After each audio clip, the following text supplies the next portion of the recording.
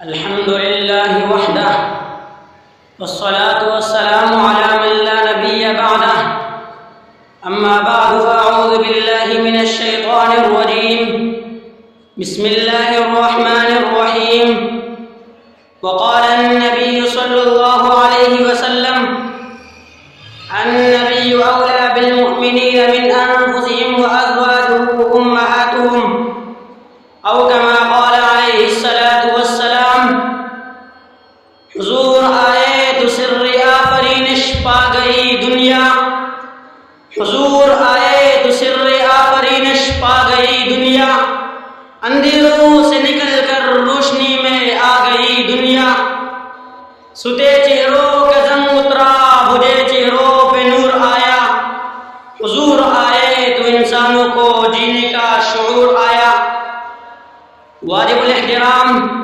قابل صد تکریم اور میرے ہم مکتب ہم سفر ساتھیوں السلام علیکم ورحمۃ اللہ وبرکاتہ۔ آج میں آپ حضرات کے سامنے جس موضوع کو لے کر حاضر ہوا ہوں وہ ہے محبت نبی صلی اللہ علیہ وآلہ وسلم۔ سامعین گرامی، ہزاروں لوگ ایسے گزرے ہیں جن کو ہم نے نہ دیکھا ہے، نہ ان سے ہماری قرابت داری رہی ہے، نہ ان سے ہمیں کوئی مالی فائدہ حاصل ہوا ہے، مگر ہم ان سے صرف ان کی کمالات کی وجہ سے محبت کرتے ہیں۔ ہم خاتم تائز سے محبت کرتے ہیں، اس کی جود و سخا کی وجہ سے۔ ہم نوشیروہ سے محبت رکھتے ہیں، اس کی عدل و انصاف کی وجہ سے۔ ہم رستم اسفندیار کا تذکرہ بڑے فخر سے کرتے ہیں، ان کی شجاعت اور مردانگی کی وجہ سے۔ ہم مصر کے قلو بطرہ کا نام لیتے ہیں، ان کی حسن و جمال کی بنا پر۔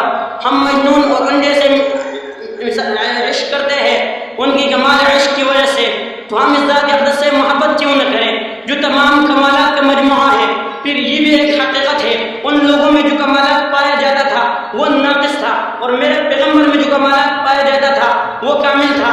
میں خاتم تائی کی سخاوت کو مانتا ہوں، مگر خاتم کی سخاوت اس ذات اقدس کے سخاوت کا مقابلہ کیسے کر سکتی ہے؟ جیسے آپ بتاؤ، میرے پیغمبر نے تو دوست کو بھی فائدہ پہنچایا اور دشمن کو بھی فائدہ پہنچایا۔ میرے پیغمبر نے ظاہر کو بھی مالا مال کیا اور باطن کو بھی مالا مال کیا۔ میرے پیغمبر کی زبان پر کلمہ شہادت کے علاوہ کبھی لا آیا ہی نہیں، جس کی سخاوت کا سلسلہ اس کے دنیا سے چلے جانے کے بعد بھی جاری ہے، اور جو دنیا میں بھی نوازتا رہا اور آخرت میں بھی اپنی امت کو نوازے گا۔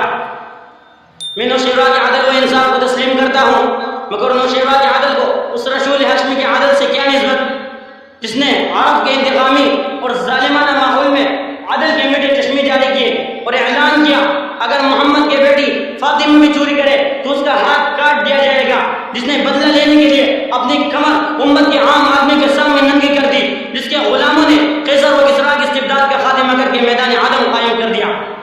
میں رستم اسفندیار کی شجاعت کو تسلیم کرتا ہوں، مگر اس عظیم بہادر کے کیا کہنے جس نے بغیر لشکر، بغیر ہتھیار اور بغیر مال دولت کے سال ہر سال تک عرب کے وحشی درندوں کا تن تنہا مقابلہ کیا۔ مجھے صحبان کی قوت خطابت سے انکار نہیں، مگر اس عظیم خطیب کے کیا کہنے جس کے تاثیر خطابت سے پتھر بول پڑے، سنگل انسانوں کی زندگی کی کایا پلٹ گئی۔ سامعین محترم، قلو بدر کی حسن کی بات مت کرو، کیونکہ خاک کو آسمان سے کیا نسبت؟ مائے عرب کا حسن و جمال کا مقابلہ تو مصر کا وہ حسین بھی نہیں کر سکتا جس کے حسن نے چند بازاری عورتوں کی ہوش و حواس گم کر دیے تھے۔ تو اگر ان لوگوں سے ان کی کمالات کی وجہ سے محبت کی جاتی ہے تو پھر اس عظیم انسان سے محبت کیوں نہ کی جائے جس کے اندر یہ تمام کمالات اور صفات پائے جاتے ہیں؟ آپ خود ہی فیصلہ فرمائیے، جس ذات اقدس میں ایسے اوصاف اور کمالات جمع ہو تو اس سے محبت کرنا چاہیے یا نہیں؟ دنیا والے کسی کی ذہانت پر ناز کرتے ہو، کسی کی شجاعت پر ناز کرتے ہو، کسی کی جود و سخا پر ناز کرتے ہو، کسی کی عدل و انصاف پر ناز کرتے ہو، تمہیں اس پیغمبر پر ناز اور اس سے محبت کیوں نہ کرو جس کے اندر یہ تمام کمالات اور صفات پائے جاتے ہیں، جس نے لاکھوں کروڑوں انسانوں کو یہ اخلاق اوصاف سکھا دیے، اس نے کسی کو صدیق بنا دیا، کسی کو عادل بنا دیا، کسی کو سخی بنا دیا۔ میں تو صاف کہتا ہوں، جس کو محمد رسول اللہ صلی اللہ علیہ وسلم سے محبت نہیں، ان کو ان صفات اخلاق سے محبت نہیں، اسے صداقت سے محبت نہیں، اسے دیانت سے محبت نہیں، اسے شرافت سے محبت نہیں، اسے سادگی سے محبت نہیں، اور جسے ان اخلاق سے محبت نہیں اسے انسانیت کی محبت نہیں، اور جسے انسانیت سے محبت نہیں وہ انسان نہیں، بلکہ انسان کے لباس میں ایک حیوان ہے، ایک وحشی درندہ ہے۔ ورنہ یہ ہو نہیں سکتا کہ کمالات اور اخلاق سے محبت رکھنے والا اور ان سے منتسب ہونے کی خواہشات رکھنے والا انسان اخلاق و صفات کے ایسے فکر کو دیکھے اور سنے مگر اس سے محبت نہ کرے. میں تو سمجھتا ہوں ایسے شخص کے سینے میں دل نہیں پتھر کا ٹکڑا ہے، اس کے سر میں دماغ نہیں بز بھرا ہوا ہے. اس میں اپنے تقریر کو شعر پر ختم کرنا چاہتا ہوں. کاش کہ وہ چہرہ میرے آنکھوں نے دیکھا ہوتا، مجھ کو اس دور میں تقدیر نے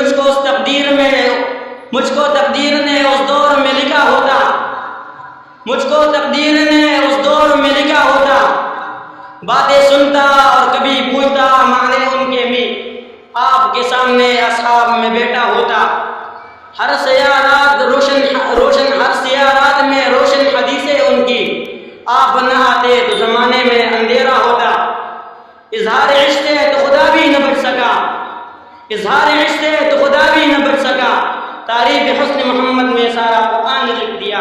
وما علینا الا البلاغ المبین.